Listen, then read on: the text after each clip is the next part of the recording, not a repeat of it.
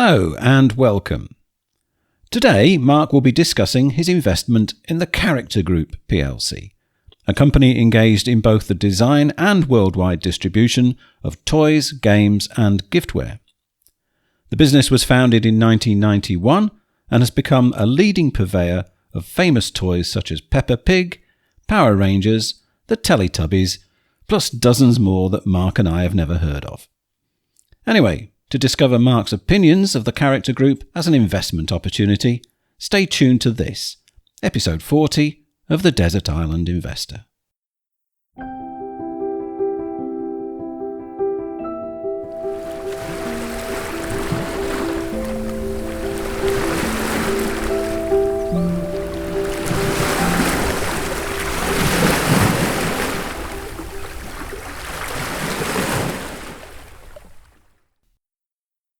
This episode of the podcast is generously hosted by Progressive Equity Research.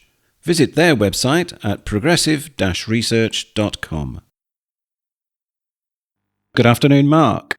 Good afternoon, Paul. Okay, so you've abandoned me again for a slightly larger island, which is Bali in Indonesia. Now, you've been invited to talk at the London Investor Show, which was held last week, but due to it coinciding with your trip, the organisers have very kindly published some of your words of wisdom in the exhibition guide. Yes, Paul. Bali is relaxing with Kuala Lumpur to follow, which will be a little bit more intense with a couple of meetings lined up. I hope all the attendees at the show had a great day, and the piece that we did was well received. And thank you as ever, Paul, for casting your expert eye over it and the odd edit and that red pen. It covered 2 pages. And I'm not exactly sure if we were actually centrefold. And if so, that is something of achievement at our age, Paul. I think Joan Collins and Jane Fonda may have done something similar in the time. Yeah, the thought of you as a centrefold is making me slightly queasy. Yeah, with the staples through my waistline, yeah. Okay, anyway, so today we're talking about another company from the portfolio that we've not covered before, the Character Group, ticker symbol CCT. And they are designers, manufacturers and distributors of toys, games and playthings. Now, this is somewhat different to anything we've covered before, so did you pick this as a topical sector to cover in the run-up to Christmas? Well, what partly prompted me to cover them was that I actually stumbled on their warehouse in Oldham, which is quite an imposing old mill building, as I was going to the nearby Farrer's Arms, which claims to have the best cheese and onion pie in Lancashire. And I wouldn't argue with that. The character property is actually for sale, and you can take a look at it, if that's your thing, via Davis Garrison Real Estate. It's 236,356 square feet. Over 5 stories, it's grade 2 listed and has 4.31 acres. Okay, so as usual, Mark, the base numbers, please. Character Group has a market cap of 49.1 million, a yield of 6.9%, a PE of 9.2, and that's based on the current share price of £2.75. And when did you first buy in? My first purchase was in June 2017 at £5.24. February 2019 at £5.40, July 2019 at £5.58, September 2019 at £4.31, January 2022 at £6.28, and finally December 2022 at £3.74. So I always leave myself bare, and as you can see, all the prices I paid are somewhat north of that share price today. When was the business formed and when was it floated? Formed in 1991, it was listed on the main market in 1995 and then transferred over to AIM in 2005. And what were the qualities of Character Group that attracted you to invest? They had a very good return on capital employed. I can't remember exactly what it was at the time, but a high return on capital employed suggests that you've got something that others do not have, what we call the moat. Of course, margins can erode, and mean erosion can occur if what you actually do is replicate it or supersede it with something else. They therefore threw off lots of cash, and they had that net cash that I like, and this helped towards nice dividends and buybacks, which we can focus on later. And management had considerable skin in the game. And I thought that as long as there are children, there will be a demand for toys. And I would suggest we've always had toys, and these are part and parcel of the learning process. Feel and touch, they're comforting, they offer stimulation, amusement, and help the imagination. And it's something that even when times are hard, parents or extended family, they'll find money from somewhere for the gifts for young children. And Paul, I know that your childhood is much further back than mine, but do you remember any particular toy or toys fondly?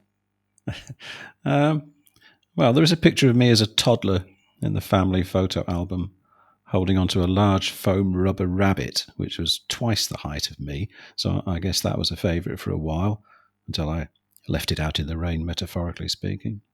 My dad did take an eternity to build me a model train set in our small bedroom, but Ah, I think I think the most amusement I gained from that was when he gave himself an electric shock putting it together.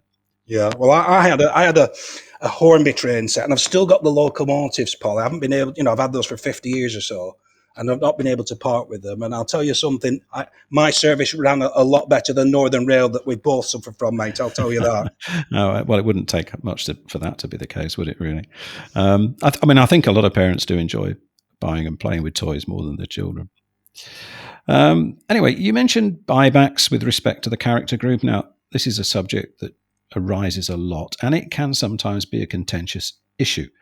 I understand that in character group's case, it is something of an extreme case. Yes, they've had a long history of buybacks, and it's almost been like a default position. And they have a program in place at the moment. And you can pick your snapshot in time, but in 2006, nearly 20 years ago, there were about 52 million shares in circulation. And now it's less than 18 million. That's down two-thirds. That's very aggressive. And at this rate, in another 20 or 30 years, I might be the only shareholder left, Paul. Now, all those buybacks obviously take up resources. What is that cash position that you talk about? This is all historic, but in their interest in May, which let's remember is not the situation in May, but at the 28th of February 2025, there was some £16 million in cash and cash equivalents, and that's a sizable amount against today's market cap of that 49 million. And what about those director holdings? I know that is important to you. Well, Kieran Shah, joint MD, owns 10.72% of the company, so do the math. John Diver, the other joint MD, that's 5.47%. Joseph Kissain, MD of Character Options, 2.58%. Michael Hyde, non-exec, 1.11%. And three other directors, 0.19% between them. So it's a nice spread across the board. They all have at least some shares, and I'd like to think, therefore, that they show a close interest in that share price. Well, you pointed out a number of positives. However, this has not proved to be a good investment so far. What's gone wrong? Well, it's a bit like when former PM Harold Macmillan was asked, what's the greatest challenge? He replied, events, dear boy, events. And things have a tendency to crop up. Around 2018, Toys R Us went bust. And as you can imagine, this caused some upheaval in the industry. In 2018, Character bought a 55% share in a Danish company called OVG Proxy for an initial approximately £300 sterling plus a £3 million earnout. And in 2019, Top Toy failed. Now, they were the largest toy retailer in Scandinavia with around 15%. So that was quite a timely acquisition. Now, the OVG Proxy payment was therefore thankfully pared back to 1.44 million. But, of course, it was more upheaval. And then we've had Brexit and COVID-19 and Character Group sourced from China. So COVID was a significant impact on supply chains. And then after COVID, everything's let loose. There's shipping and container shortages, and not surprisingly, increased freight costs. And then Character have the license to produce the Peppa Pig toys, which I'm sure you've heard of, Paul. Peppa Pig, and it's a marquee. I have heard of it, yes. Yeah, okay. It's a marquee brand, and in 2019, Hasbro purchased Entertainment One, who had the Peppa Pig rights. And there was a fear that that Character may lose out in this, but it stayed with them. And most recently, we've had the Trump tariffs and Character, as I've said, they're sourced from China. So then there's always currency. which you can either win or lose on. And on the whole, they've had these challenges, but that's part and parcel of businesses have to cope with, and I fully expect some more to be around the corner. Okay, so I know about Peppa Pig. So what other products do they have in their offerings? Well, in each annual report, they post a little note on their best performing brands, and in 2024, it was Goo Zit Zoo, Terra Fried, Smoosh Z's, Shimmer and Sparkle, and Sticky Rolls. Right. I have absolutely no idea what any of those are. And do they not do Connect 4 or Buckaroo or something? Well, me neither, Paul, and you've hit on a valid point. What do I, as a man approaching 60, possibly know about the relevance of toys and what's popular today? Now, I've enjoyed playing with my new grandson Otis, who's 3 months old, and he's making noises I'm making noises with soft animals, and I'm not sure what insight that actually provides, but it's something to keep an eye on. So do they sell anything that I've heard of? On their website, they have products that you may have more awareness of. Paul, Power Rangers, Teletubbies, Harry Potter. You must have heard of him. Oh yeah. Yeah. I mean, do you know who the Teletubby? Can you name the characters? The Teletubby? Any of them? No, I can't. I can picture them now. Yeah. Well, there's Dipsy, Lala, Po, and Tinky Winky. But our children had the Teletubbies. Jurassic World, Marvel Avengers, My Little Pony. That's been going a long time. Spider-Man, the Teenage Mutant Ninja Turtles, and even Doctor Who. Now, they've actually got the third Doctor Who, a character, which was John Pertwee. Now, John Pertwee. Now, that's the Doctor I grew up with. And it says it's aimed at children 5 and above, but I wouldn't be surprised if children my age are buying that. And as an aside, I once had a customer down in Essex who was a self-confessed Doctor Who fan, and he told me that he had a genuine Dalek in his living room, and he actually had planning permission declined when he wanted to turn his porch into a TARDIS. So, what do you think of the future for toys, Paul? Character groups selling in age ranges of 0 to 3, 3 to 5, 5 to 7, 6 to 8, and 9 plus. And I see children out, very young children sat at a restaurant table with their parents playing on iPhones and iPads. And do you think children are gravitating away from conventional toys at younger age? Yes, I would imagine so. I would imagine that digital toys, such as games that can be played on a tablet or a phone, will have had a big impact on actual physical toys. I mean, there'll still be parents who delight in spending a fortune buying their kids a brightly painted wooden train from an exclusive outlet for educational toys, but I'm not sure how well that actually goes down with the child who gets it. So you've recently mentioned the ever-increasing size of annual reports. So how does this one compare? Well, refreshingly, it was just 84 pages, and I would say very consumable. Now, they don't actually manufacture anything themselves, so presumably this helps with the headcount. Yeah, they've got just 212 employees. There's 121 in the UK, 27 in Scandinavia, 64 in Hong Kong and China. And with the revenue being 123.4 million, that's 582,000 per employee. So that's pretty good, and a major contribution factor to their historic good return on capital employed. And if you and I could bring in over 1.1 million between us, Paul, for doing the Desert Island Investor, then we'd be more than happy. We certainly would. Now, you did mention currencies and Scandinavia and the Trump tariffs. So what is their geographical exposure sales-wise?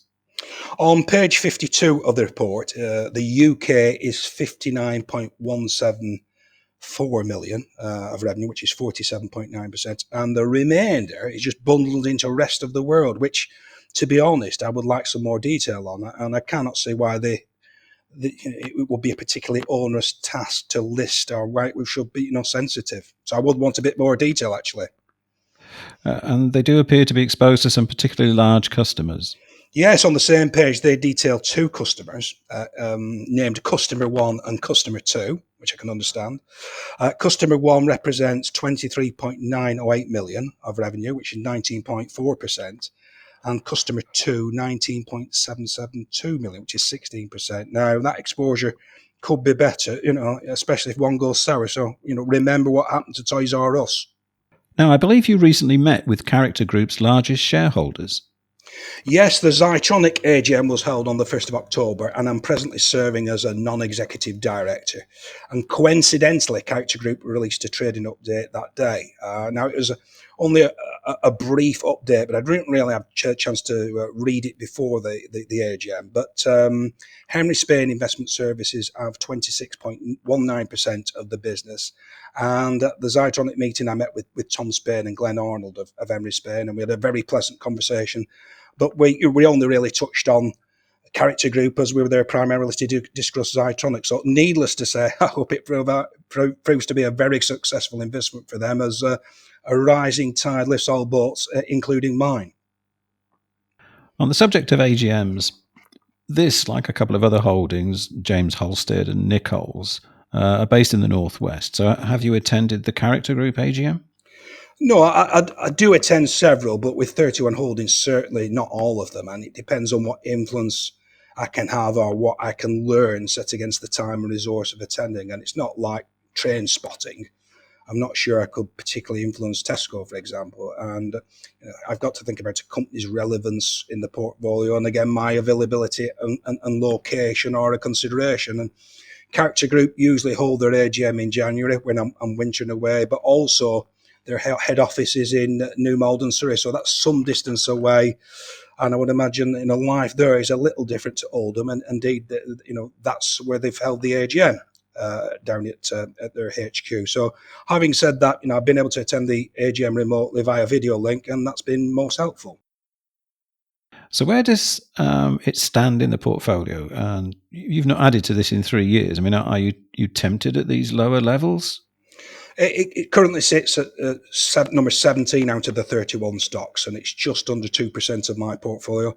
I'm happy to hold it and see where it goes. Like I said, there are a number of positives, and in a portfolio, it does provide some spread and some balance. But on balance, I think there are other businesses that understand better than this one. And I'll let you have the last word on this one, Paul. Naturally, Christmas is, we're going to be coming up to Christmas, and it's a vital period for toys. And luckily for Character, where they sit in the supply chain means that they have a nice spread throughout the year.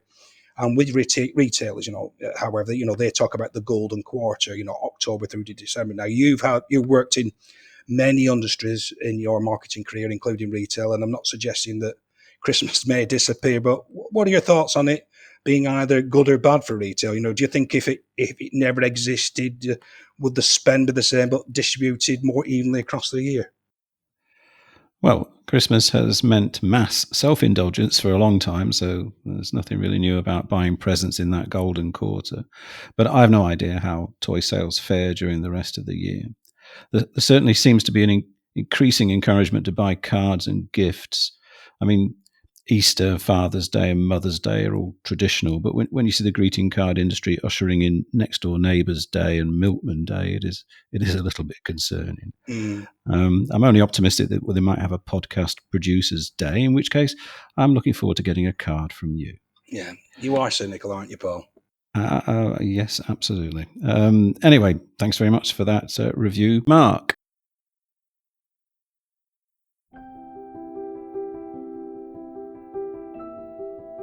Well, that's all for this episode. We hope that you enjoyed it. Please remember the content is for information only and it is not financial advice.